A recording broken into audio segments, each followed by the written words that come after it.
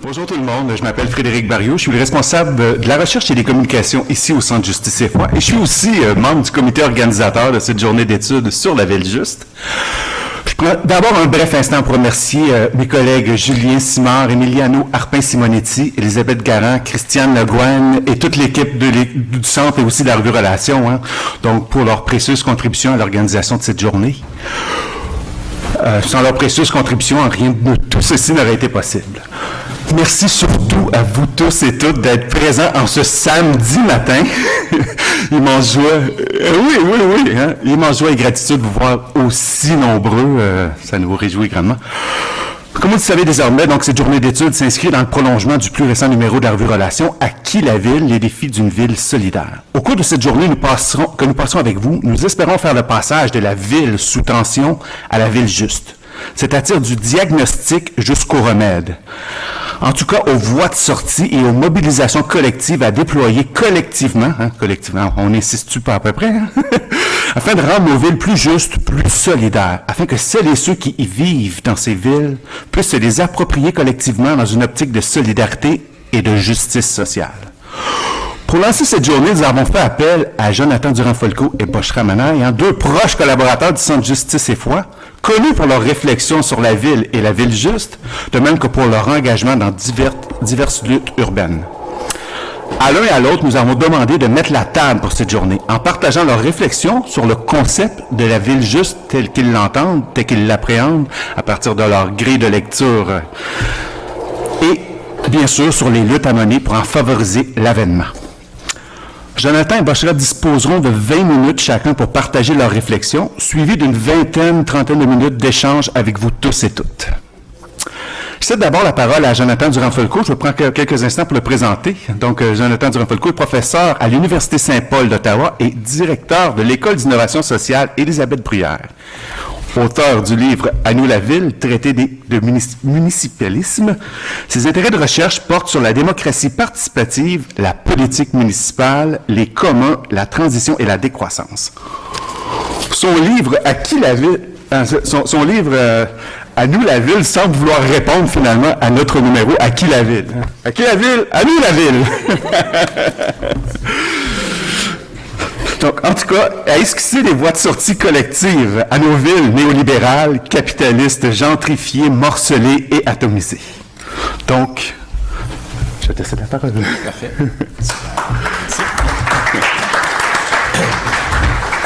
Merci beaucoup. Donc, on m'a donné plusieurs mandats pour cette présentation. D'une part, essayer de rebondir sur la présentation de Saskassasen qui n'a pas eu lieu hier. Donc, essayer peut-être de remettre en contexte certaines dimensions.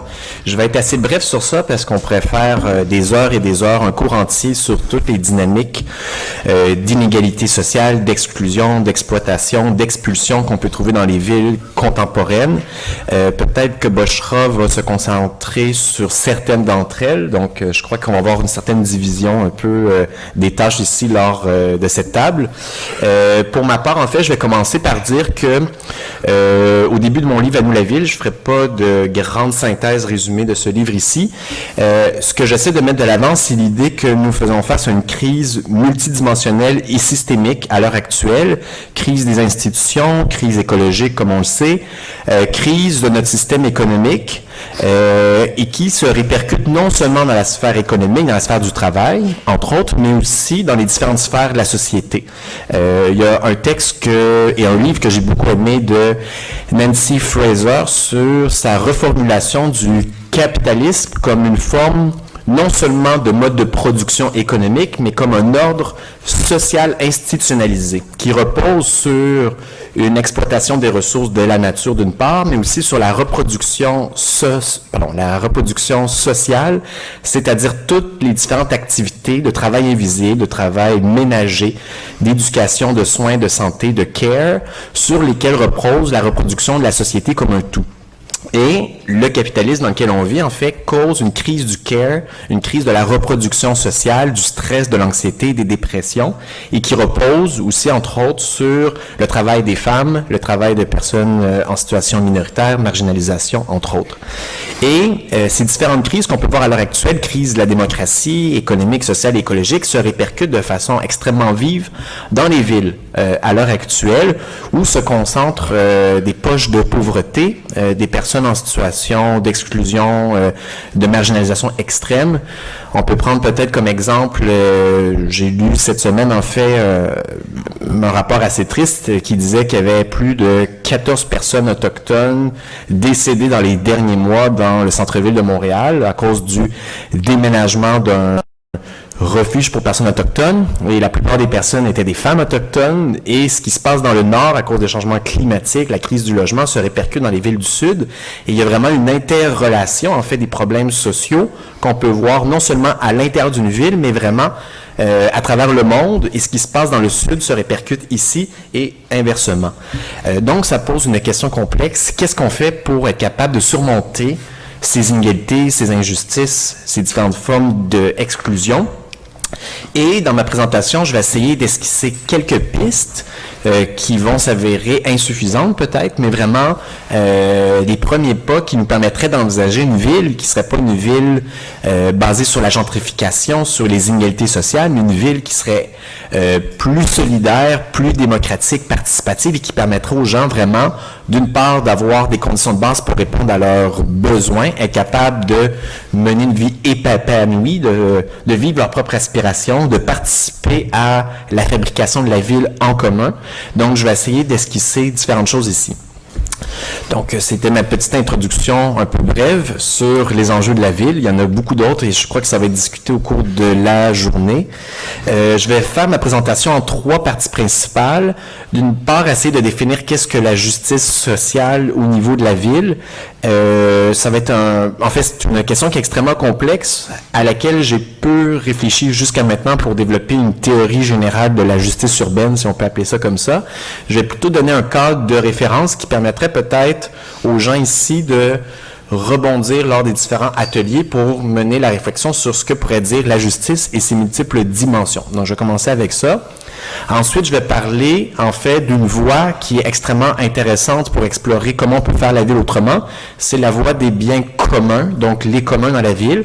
Et je vais exposer quelques exemples, en fait, que j'ai eu la chance d'observer ici à Montréal et également dans la ville de Barcelone, où j'ai eu la chance de participer à une petite mission où nous étions 9 personnes de la fonction publique municipale, des chercheurs, des gens de l'économie sociale, qui sont allés voir quelles sont les alternatives en termes de communs urbains à Barcelone, quel est cet écosystème qui se met en place et comment on pourrait peut-être s'inspirer de ces formes extrêmement dynamiques pour être capable de développer davantage de communs ici. Donc ça va être la deuxième partie.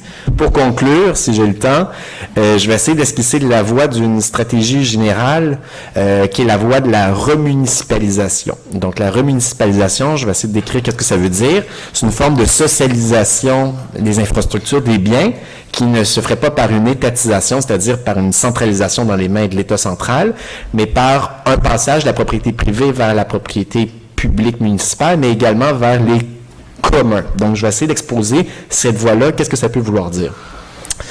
D'une part, je vais commencer, en fait, en répétant les grandes lignes que je présente dans le livre « À nous la ville », traité de municipalisme. Le municipalisme, c'est un projet de transformation de la société basé sur l'idée que on doit d'abord mener ce projet dans une échelle de proximité, dans nos quartiers, dans nos villages, dans nos villes, et on doit tenter de reprendre en main le contrôle des processus, des différentes pratiques et des leviers de décision qui concernent nos milieux de vie. Donc ça, c'est la première idée.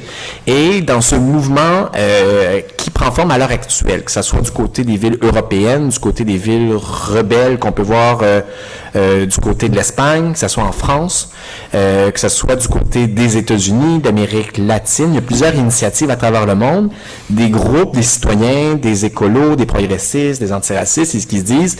On voit en fait qu'il y a une urgence d'agir, mais le niveau municipal, souvent, il est mis de côté ou est un peu négligé, oublié. Il faudrait reprendre en main la ville, être capable de mener des initiatives. Et dans ces courants multiples, qui prennent des couleurs différentes selon les contextes, selon les cultures, j'ai cru observer certains traits communs qui permettent en fait de raisonner avec l'idée de la ville juste.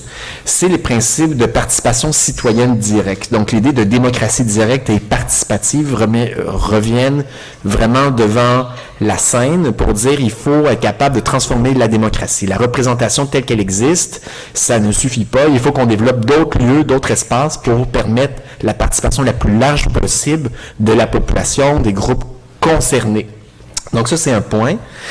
Ensuite, il y a l'idée aussi de la décentralisation des pouvoirs. Si on veut démocratiser la ville, mais que la ville n'a aucun pouvoir, des compétences limitées, des ressources fiscales extrêmement minces, ça va être difficile de mener des transformations par la base. Donc, il y a l'idée de décentraliser les pouvoirs vers les communautés de base par un principe de subsidiarité, c'est-à-dire qu'il faut donner à la plus petite échelle de gouvernement ou d'institution possible la compétence, la responsabilité pour faire une chose. Si on n'est pas capable de le faire au plus petit échelon, on remonte progressivement, parce que évidemment, on peut pas tout décentraliser. Il y a des choses qui doivent relever de paliers régionaux, nationaux, voire continentaux pour certaines questions. Autre élément, la justice sociale, je vais définir un peu qu'est-ce que ça veut dire, et la transition écologique. La transition écologique est un terme très large, très galvaudé, j'en parle un peu dans mon livre, il y a une critique, on peut faire beaucoup de critiques du terme de transition, mais l'idée en fait qu'il faut être capable de non seulement prendre en compte les justices sociales entre êtres humains, mais le rapport entre l'humain et le non-humain, avec les générations futures, avec la question de l'environnement, comment on transforme nos systèmes de production, d'habitation, de transport pour les rendre plus durables de façon large, c'est une question qu'il faut aborder aussi. Là, maintenant, j'ai fait un peu une remise en contexte et c'est un peu l'horizon sur lequel je me base pour penser la justice dans la ville. Un cadre théorique que j'utilise entre autres dans mes cours sur la justice sociale pour définir la démocratie, définir qu'est-ce que la justice. C'est un cadre théorique peut-être que les gens ont déjà vu ici, c'est celui de Nancy Fraser, donc que j'ai mentionné au début de ma présentation. D'une part, elle a fait une théorie générale du capitalisme comme un ordre social institutionnalisé, mais elle est principalement connue pour ses travaux sur la justice sociale, pour essayer en fait de définir des écoles de pensée différentes puis essayer d'articuler ça. Sa théorie, en fait, est basée sur l'idée que la justice sociale, il y a beaucoup de confusion à l'heure actuelle. Il y a des gens qui disent, mais ça concerne la répartition de la richesse. Il y a des gens qui disent, ça concerne les identités. Il y a des débats sur qu'est-ce qu'il faut prioriser. Et dans ce cadre-là, ce qu'elle fait, c'est un travail un peu d'éclaircissement conceptuel pour dire qu'il y a différentes dimensions de la justice qui sont irréductibles. D'une part, il y a la justice en tant que redistribution. Qu'est-ce qu'elle entend par là? En fait, redistribution, quand on entend le mot, ça veut dire principalement la redistribution de la richesse. Donc, ça touche en fait les différentes injustices économiques. Donc, toutes les questions d'exploitation, de précarité, de pauvreté, de misère qui est liée à des situations économiques difficiles sont comprises dans ce large concept de redistribution, justice comme redistribution. Ce que veut dire une ville juste en termes de ville redistributive, ce serait une ville qui serait capable de donner accès, du point de vue financier, monétaire et économique, à l'ensemble des citoyens et des citoyennes de la ville, accès à différents biens dans la ville. On pourrait penser par exemple à la gratuité des transports en commun, ou sinon, disons, la réduction des coûts, que ce soit la question du logement social et abordable, ça peut se poser à différents niveaux. Ça pourrait se poser aussi comme niveau, peut-être qu'il faudrait qu'on taxe davantage certaines grandes corporations, certaines entreprises privées pour refinancer, redistribuer la richesse vers ceux qui en ont plus de besoin. Donc, toute cette question-là de la redistribution, la justice comme redistribution, pose la question des rapports entre les classes, entre autres. Donc, les rapports de classe entre ce qu'on appelait avant la bourgeoisie et le prolétariat. Aujourd'hui, c'est beaucoup plus complexe, mais ça, c'est une dimension essentielle de la justice et on ne peut pas la réduire à une question d'identité ou à une question d'inclusion. C'est quelque chose vraiment qui touche le cœur de notre système économique. Ce que voudrait dire une ville juste, d'après moi, si on va au bout de ce raisonnement, ça voudrait dire une ville qui serait basée sur une forme de démocratie économique, sur une forme de non seulement de social-démocratie qui veut dire on a de l'économie de marché capitaliste et on redistribue un peu plus. Ça peut être mieux que ce qui se passe à l'heure actuelle et mieux que la ville néolibérale, mais ça voudrait dire, à mon sens, à mes yeux, pour avoir une ville vraiment juste du point de vue économique, la justice économique, il faudrait une ville post-capitaliste. Donc, une ville qui soit capable d'aller au-delà du système. D'ici là, il y a plusieurs choses qu'on peut faire concrètement aussi pour améliorer les choses, mais ça, c'est une première dimension. Deuxième dimension, et je vais pas m'attarder sur ça parce que je pense que Boschra va plus creuser la question, c'est la justice comme reconnaissance. Donc, Nancy Fraser dit on ne peut pas réduire la question de la justice sociale à la question de la redistribution de la richesse, mais il faut aussi prendre en considération les différentes formes d'injustice liées à des formes d'exclusion, de marginalisation, d'invisibilisation, reliées à des différences statutaires entre des individus et des groupes. Par exemple, des personnes racisées, des personnes marginalisées pour leur origine ethnique, leur orientation sexuelle, ou ainsi de suite. Et les formes d'injustice qui sont liées à ça prennent forme sous forme de déni de reconnaissance, de non-respect de la différence, et on va chercher à exclure et à écarter les gens qui ne se conforment pas à une norme ou au schéma dominant d'interprétation. Donc ça, les injustices culturelles, racisme, sexisme, ça peut rentrer dans ça aussi. Et il y a une nuance ici à faire, c'est que ce qu'on entend par égalité homme-femme, c'est pas juste une question d'identité, de culture, ça a aussi des répercussions en termes économiques aussi. Donc ça veut pas dire que d'un côté, il y a les luttes pour la redistribution de la richesse des classes sociales, puis de l'autre côté, les luttes pour les minorités, puis tout ça, parce que ces formes d'injustice sont imbriquées les unes dans les autres. Souvent, quand on vit une injustice culturelle en termes de reconnaissance, il va y avoir des répercussions sur le plan économique également. Troisième dimension de la justice que je voudrais ramener, Nancy Fraser parle du pôle de la représentation, où elle parle aussi de la participation.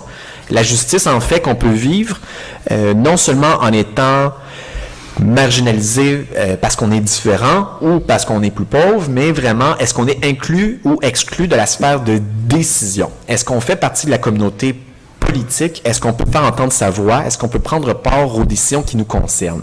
Et il y a cet autre pôle d'une injustice qu'on peut vivre, qui est une injustice au niveau démocratique, qui peut faire entendre leur voix dans les processus de décision. Et Nancy Fraser, dans beaucoup de textes, ça va dire, il y a deux pôles, la justice, la redistribution, la reconnaissance. Dans d'autres textes, ça va dire qu'il y en a trois, en fait. Il y a la redistribution, la reconnaissance et la participation. Donc, je veux juste ici amener l'idée que la ville, qui serait juste, à mon avis, ce serait une ville qui serait post-capitaliste, donc qui serait égalitaire du point de vue économique, une ville qui serait solidaire, donc qui serait capable effectivement de lutter contre différentes formes de discrimination, d'injustice sur le plan culturel, mais également une ville démocratique et participative dans laquelle il y aurait beaucoup plus d'instances, d'espace pour permettre aux gens de se prononcer sur les décisions qui les concernent. Donc ici, c'est le cadre théorique que je voulais amener par rapport à la question des injustices.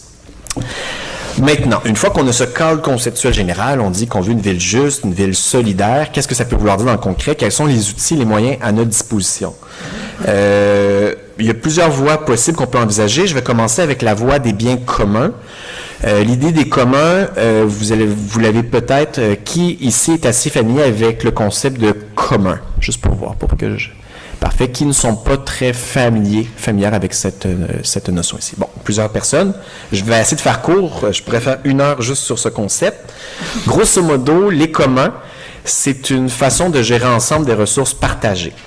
C'est une forme, en fait, de gestion collective, au sens où c'est une façon d'aménager ensemble un bien, une forme d'espace ou une ressource par un ensemble de personnes qui font usage de cette chose.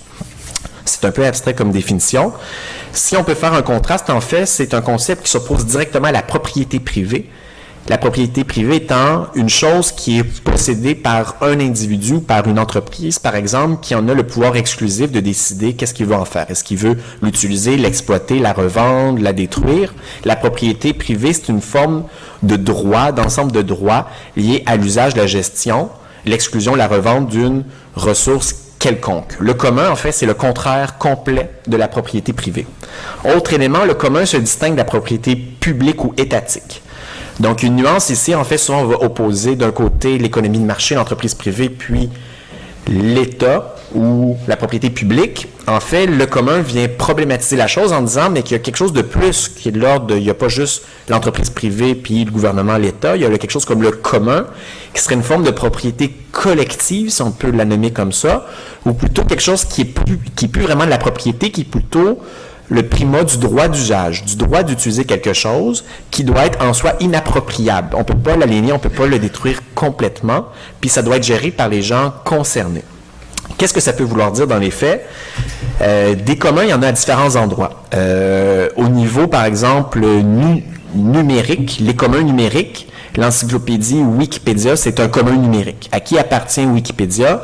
À l'ensemble des personnes qui en font usage. C'est pas une propriété c'est pas une chose qui appartient à une entreprise, il y a une OBNL qui est ultimement le dépositaire de Wikipédia, mais c'est quelque chose qui est co-géré, qui est co-administré par des millions d'utilisateurs à travers le monde. On peut penser, par exemple, à des coopératives d'habitation. On peut penser, bon, il me reste juste 5 minutes, parfait. On peut penser à des fiducies foncières communautaires, en anglais des Community Land Trust, c'est-à-dire une propriété foncière du sol urbain ou du sol agricole, qui est possédée par une communauté qui le gère ensemble et qui a une vocation à long terme pour la préservation d'une chose. En milieu urbain, entre autres, si on a un cas de commun urbain qui a été créé assez récemment, le bâtiment 7, qui est un bâtiment industriel qui a été réapproprié par la communauté, donc qui est passé de la propriété privée à une propriété de la collectivité, et qui est un ensemble, en fait, de coopératives, d'associations, de groupes d'habitants qui gèrent ensemble quelque chose qui appartient pas à un seul groupe, pas à une entreprise, mais vraiment à la collectivité. Et c'est pas la ville qui gère le bâtiment 7. Les communs urbains, il y en a différentes formes pour aller voir un peu plus loin sur la question, en fait, je pourrais vous référer à une étude, en fait, que j'ai contribué à écrire avec plusieurs autres auteurs avec qui je suis allé du côté de Barcelone. Cette étude se trouve sur le site de CITES, donc comme le mot CITES en anglais, C-I-T-I-E-S, puis c'est un centre international de transfert de connaissances dans le champ de l'économie sociale, c'est-à-dire l'économie basée sur les mutuelles, les coops et les OBNL. Et là, le nom de cette étude, c'est les communs urbains, regards croisés sur Montréal et Barcelone, où on présente une pluralité de communs qu'on a observés du côté de Montréal, du côté de Barcelone, et on essaie d'expliquer comment ça fonctionne, qui gère la ressource, c'est quoi les enjeux, les défis, quels sont les problèmes qui sont liés à ça, quel est l'historique de ces communs, et comment ils ont pris forme, et quelle est leur aspiration. Si on donne des exemples, en fait, du côté de Barcelone, ils ont quelque chose là-bas qui est un grand complexe industriel qui est comme le bâtiment 7 multiplié par 5. Donc, c'est vraiment un grand complexe industriel qui appartenait avant à la ville de Barcelone, qu'elle voulait vendre pour des condos privés à un promoteur. Mais finalement, à cause de la crise financière de 2008, c'était un peu laissé en friche. La communauté d'un quartier de Barcelone et le bâtiment industriel s'appelle Can Batlló. Donc, j'ai l'image ici sur mon ordinateur, je l'ai pas ici derrière. C'est un grand bâtiment industriel qui a été approprié par la communauté.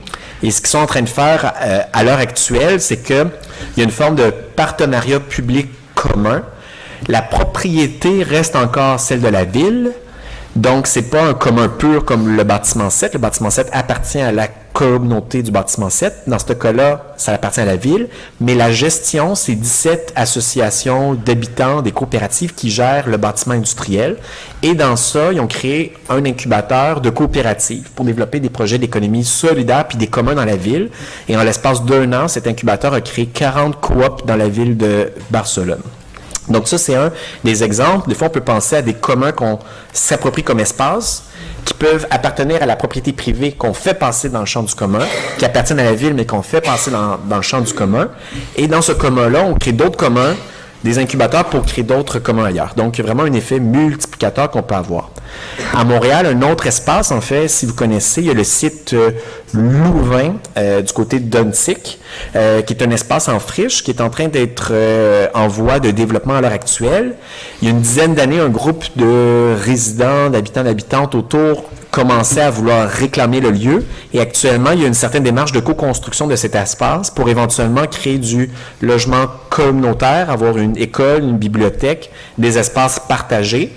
Et c'est un projet, en fait, qui serait un peu le bâtiment 7 du nord de Montréal, on pourrait dire, un espace vraiment qui serait co-construit puis qui deviendrait basé sur une fiducie d'utilité sociale. C'est-à-dire que s'ils vont jusqu'au bout du projet, ce qui appartient actuellement à la Ville de Montréal passerait dans les mains de la fiducie qui serait gérée par l'ensemble des personnes concernées par ça. Les communs, il y en a beaucoup. On peut penser à des jardins urbains collectifs, jardins communautaires. Il y a beaucoup de formes qui sont mises en place. Je dois conclure ici. Donc, je n'aurai pas le temps, peut-être dans la période de discussion, de parler de remunicipalisation. Le seul élément que je voulais amener à titre de conclusion, c'est que les communs, c'est basé sur la réappropriation directe de lieux, d'espaces, d'infrastructures par les gens concernés, par des groupes d'habitants, des groupes de citoyens, des travailleurs. On peut penser à des conseils ouvriers, c'est des formes de commun. Les coopératives, lorsqu'elles sont co-gérées ensemble, puis pas juste des grandes administrations, c'est quelque chose qu'on doit faire par nous-mêmes.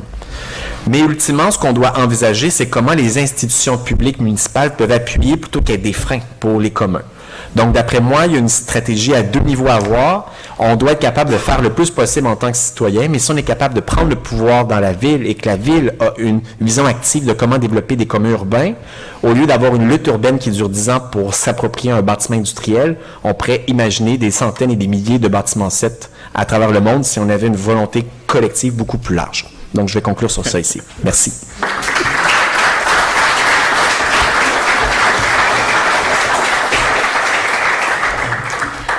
Merci, Jonathan. Des communs et des leviers de commande collectifs, passons cette fois-ci aux marges et à celles et ceux que nos villes excluent, marginalisent et discriminent, à la fois socialement, mais aussi spatialement, et ce, de manière systémique, mais aussi aux solidarités qui se construisent dans ces marges pour construire et co-construire la ville juste. Donc, je passe la parole à Bushra Manaï, qui est chercheur professionnel du milieu communautaire, coordonnatrice générale de Paroles d'Exclus, organisation qui promeut la mobilisation citoyenne à Montréal-Nord à des fins de transformation sociale et territoriale. Auteure de Les Maghrébins de Montréal, auprès de l'Université de Montréal, elle s'intéresse aux enjeux d'altérité dans la ville, aux enjeux d'immigration, de cohabitation interethnique et aux dynamiques d'exclusion et d'inclusion dans les quartiers urbains.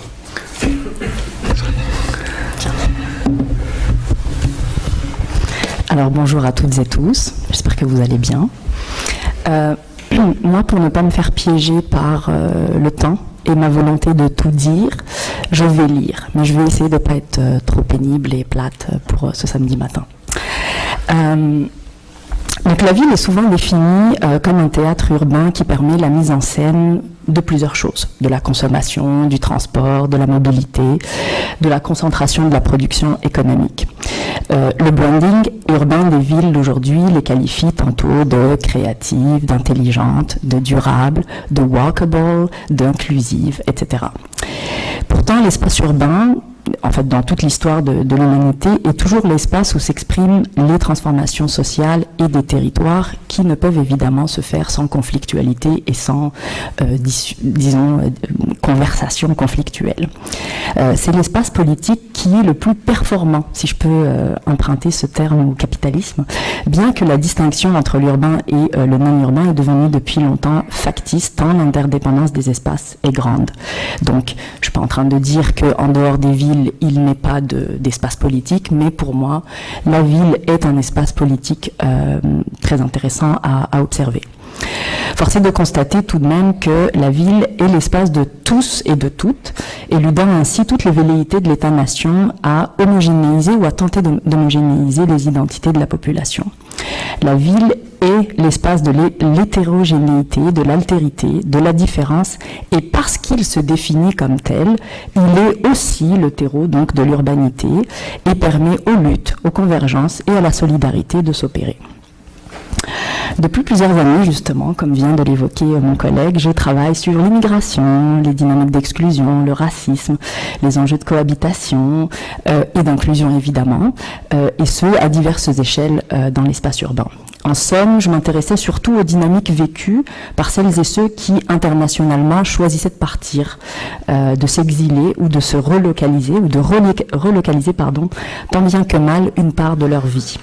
Ces dynamiques migratoires décrites par Sassen dans Expulsion, si elle avait pu être là, elle en aurait parlé hier, prises isolément, révèlent bien sûr des rapports de pouvoir entre les États et des rapports de pouvoir qui s'établissent entre ces groupes qui s'installent justement dans des sociétés multiculturelles, plurielles, appelons ça comme on veut, mais révèlent aussi des rapports de pouvoir qui s'y mettent en place.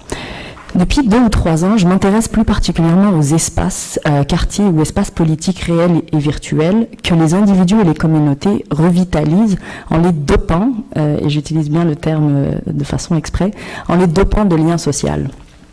En m'intéressant longtemps aux dynamiques de rupture, j'ai fini par vouloir regarder la façon avec laquelle, au final, les citadins et les gens en général reconnectent, s'engagent et se resolidarisent ou se solidarisent.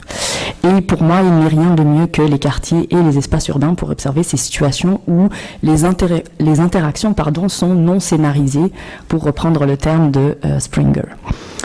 Aujourd'hui, je souhaiterais évoquer l'idée de ville solidaire, qui est très complémentaire, je pense, à ce que vient d'évoquer mon collègue Jonathan. Ce qu'elle signifie pour moi et à partir de quels éléments j'expose l'importance de ne pas succomber justement à la seule apparence de diversité et à sa reconnaissance, comme vient de l'évoquer Jonathan, mais bien dans la redistribution aussi dans les espaces urbains.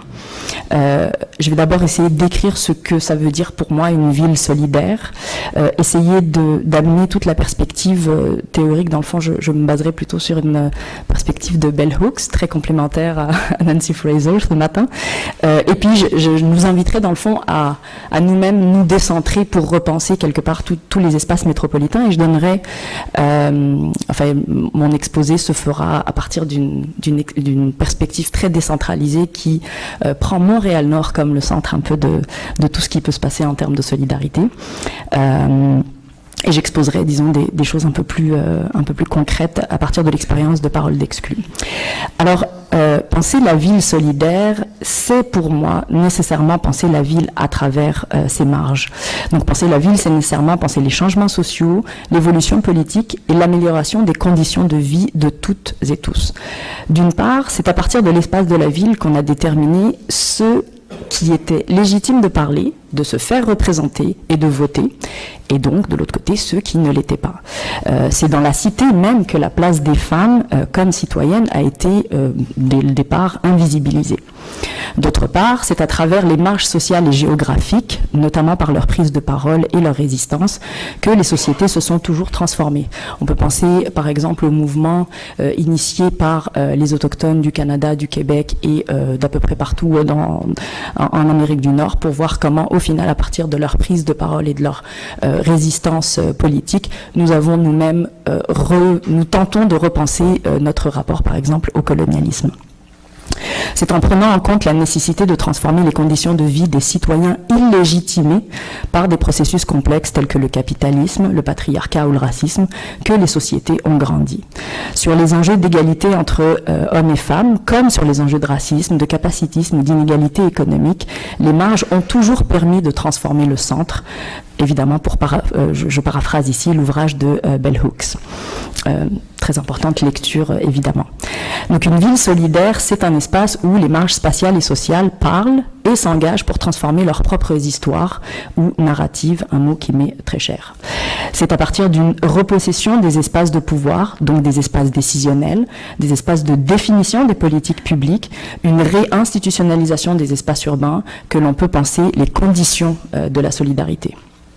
La ville solidaire est évidemment féministe, antiraciste et régulatrice des inégalités matérielles entre les citadins, qu'ils participent ou non au système économique.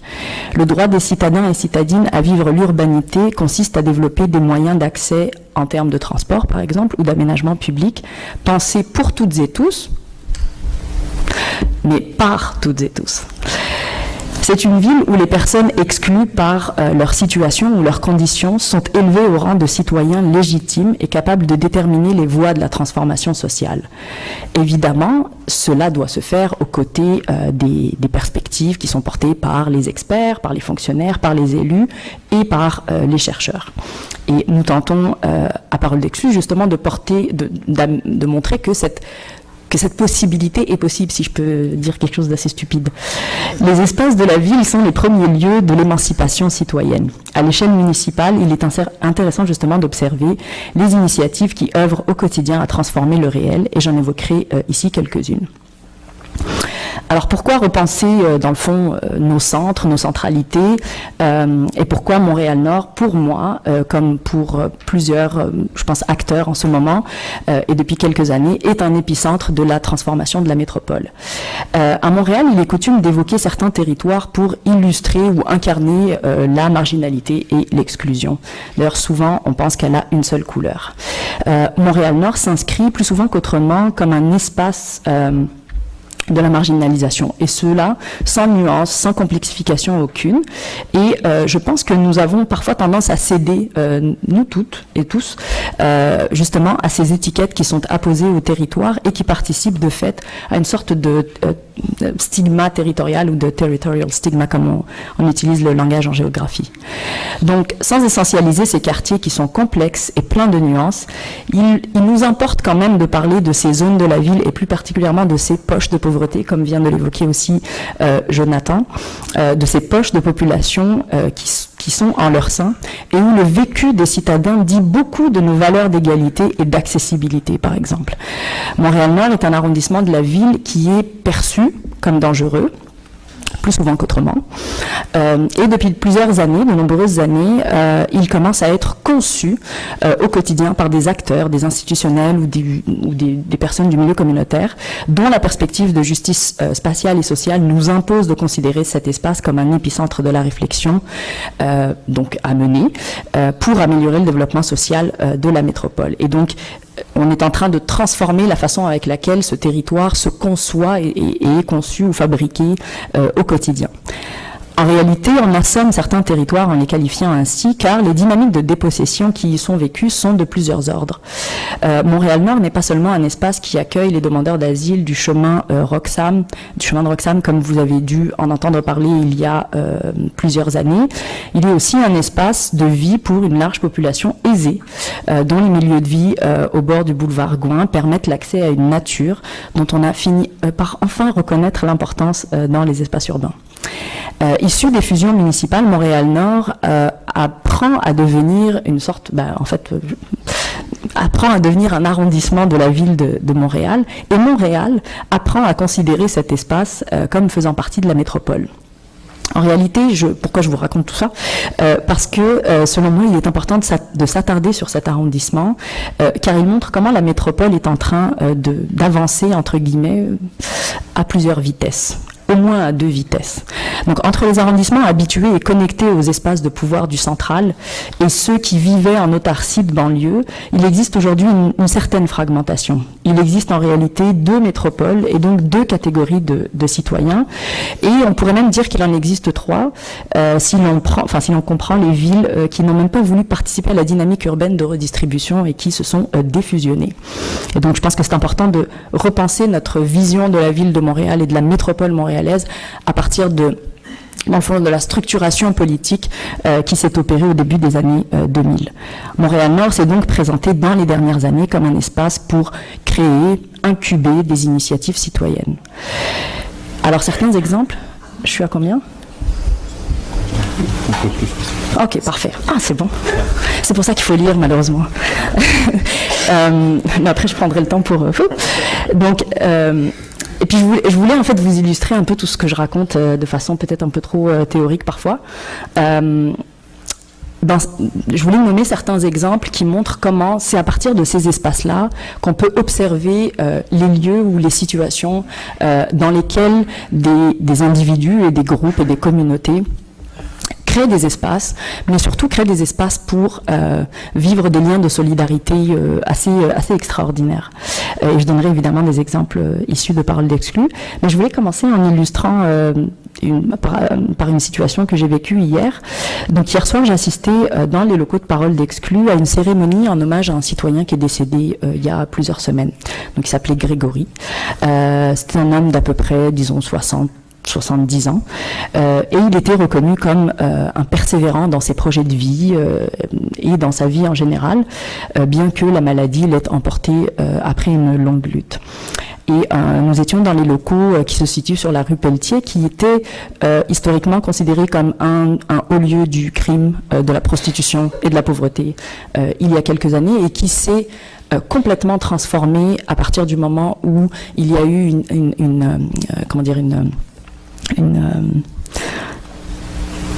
une intégration, si vous voulez, d'un projet incluant du logement communautaire, incluant Paroles d'Exclus qui crée dans le fond le lien social, et une façon de rendre beau des espaces qui étaient considérés comme insalubres. Et donc ça a fini par s'appeler la voisinerie, cet espace-là, qui a complètement transformé un stationnement de logement social en un espace de vie qui qui évidemment ne se fait pas sans conflit, ça n'existe pas ça, et qui ne se fait pas sans rapport de pouvoir évidemment entre des citoyens qui sont très diversifiés, qui peuvent être issus d'une population dite de souche, même si je déteste le terme, donc québécoise blanche, ou des Québécois qui sont issus d'une immigration ou racialisés, etc. Donc ce sont des espaces d'une très très grande diversité, d'une très grande hétérogénéité. Et donc dans les locaux qui étaient remplis de photos et de gens qui sont venus de partout, car certains évidemment ont déménagé, donc ce sont des espaces qui deviennent des sortes de tremplins pour certaines catégories de population. Il s'exprimait surtout une solidarité incarnée dans les liens des communautés, incarnée dans les liens que seules des communautés très fortes savent créer. Et pourtant, nous avons affaire au quotidien à des personnes et des individus qui sont l'incarnation de ce que Sassen décrit dans son livre Expulsion, c'est-à-dire des personnes que, par leur entre guillemets, incapacité à s'insérer dans un marché du travail, dans un système néolibéral, ou de l'autre côté par leur expulsion internationale vers d'autres espaces, se retrouvent dans des microcosmes et doivent cohabiter. Et donc, pendant des années, ce monsieur, Grégory, avait assisté à l'élaboration, justement, des jardins collectifs, qui n'étaient pas des jardins communautaires, et tout le monde y tenait bien, parce que communautaire, ça voulait dire que chacun pouvait avoir son lopin de terre. Et donc là, on a assisté à une sorte de, justement, mise en branle d'un commun, dans un espace qui était surtout considéré comme un espace de banlieue, un espace, justement, où c'était plutôt l'appropriation individuelle qui avait cours. Et donc, ce Grégory avait assisté à l'élaboration des jardins collectifs avec le fondateur de Paroles d'Exclus, qui s'appelait Patrice Rodriguez, que vous avez probablement tous un peu connu ici et là, et qui a lui-même participé à mettre en branle plusieurs espaces de création, de liens et de lutte contre les inégalités à Montréal en général, en fait au Québec et à Montréal en général. Et Grégory jardinait et se déplaçait même quand il était très malade, et sa maladie c'était un cancer, donc on ne peut pas, je pense, éluder le fait que ce type de maladie est aussi relié aujourd'hui dans nos sociétés à la façon avec laquelle on vit. Et donc, c'est une situation que l'on vit au quotidien, d'avoir des espaces justement de solidarité comme cela. Et si je suis convaincue en fait de la nécessité de ces espaces de solidarité dans tous les quartiers, voir les larmes de personnes qui ne le connaissaient à peine il y a quelques années, et de ses voisins, m'a montré l'importance justement de ces lieux et de ces situations dans lesquelles des liens très faibles au départ, se transforment en des liens assez forts et finissent par construire justement un lien, un sens de l'engagement pour contrer justement toutes les formes d'expulsion économique, raciale et sociale. Cela m'a évidemment illustré la nécessité de déployer encore plus ce que l'exemple de l'organisation Paroles d'Exclus et de tant bien d'autres à Montréal, je suis pas en train de dire que c'est la meilleure, et il y a énormément d'initiatives à Montréal qui tentent tant bien que mal de déployer ces initiatives. Et donc, Paroles d'Exclus, qui est présente sur le territoire de Montréal-Nord, illustre le fait que la transformation urbaine doit être combinée à une réflexion théorique. Et là, évidemment, la chercheure en moi est obligée de le dire, parce que sans quoi notre intervention au final, et notre pratique publique ou notre pratique institutionnelle peut céder à l'irrégulation du marché et à la déresponsabilisation de l'État et de ses institutions. Et au final, ce qu'il importe, je pense, c'est de considérer en fait que la mobilisation citoyenne doit être le cœur des initiatives émancipatrices, et j'utilise ce terme volontairement. Donc la réappropriation du pouvoir d'agir des plus exclus ne peut pas être seulement une apparence de participation citoyenne.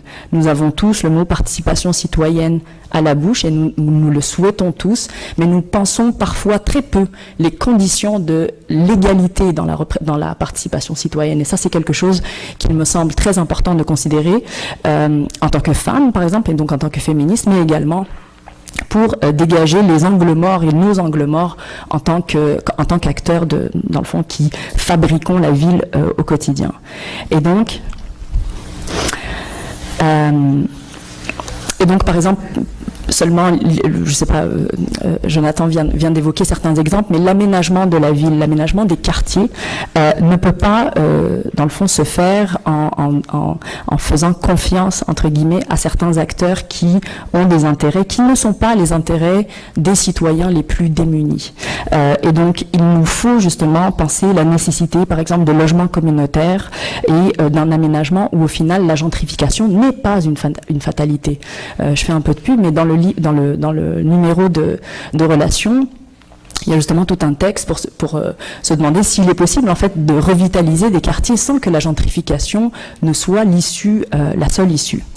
Dans le cas de Montréal-Nord, par exemple, et plus spécifiquement dans le territoire du Nord-Est, qui, si vous connaissez le territoire, dans le fond, c'est vraiment la frontière avec Rivière-des-Prairies et qui est cet aménagement atrocissime réalisé dans un temps assez record, urbanistiquement laid et socialement et géographiquement plutôt un désert institutionnel, un désert commercial, etc. Et donc, je vais reformuler dans le fond, mais l'idée c'est de dire, si on s'attarde sur ces espaces-là, la pauvreté, évidemment, elle est un élément qui est factuel, c'est à lire universellement. Mais si l'on s'attarde sur ces espaces-là, ce que l'on peut lire, c'est que ces poches de pauvreté font plus de place, par exemple, aux femmes. Et que parmi les femmes, elles font plus de place aux catégories qui sont des femmes, par exemple, monoparentales. Et que parmi elles, il peut y avoir évidemment des personnes issues de populations racisées. Et que donc, cette lecture spatiale des enjeux d'inégalité, si on veut que nos politiques publiques soient légitimes et concernent le plus grand nombre, il nous faut, dans le fond, considérer ces différences, et la différence n'est pas quelque chose de mal, mais ces différences qu'il faut savoir lire pour mieux, dans le fond, proposer des politiques publiques qui répondent aux besoins des plus exclus et au plus grand nombre. Je voulais juste dire que, en fait, en conclusion, il nous faut politiser les enjeux et les rapports du quotidien. J'en ai encore beaucoup à dire, mais voilà. Même en lisant, j'ai pas pu tenir le temps.